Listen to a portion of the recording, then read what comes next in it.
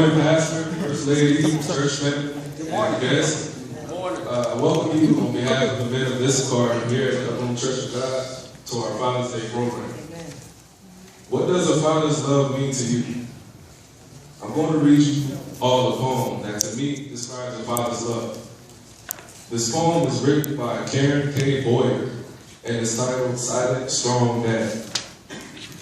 Silent Strong Dad.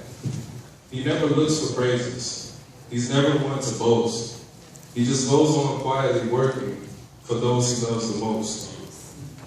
His dreams are seldom spoken. His wants are very few. And most of the time his words will go unspoken too.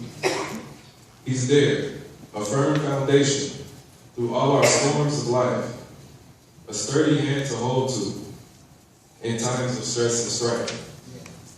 A true friend we can turn to when times are good or bad. One of our greatest blessings, the man that we call Dad. We hope you enjoy the program and are blessed by the word, thought, and love that goes forth today. And again, I welcome you. All right.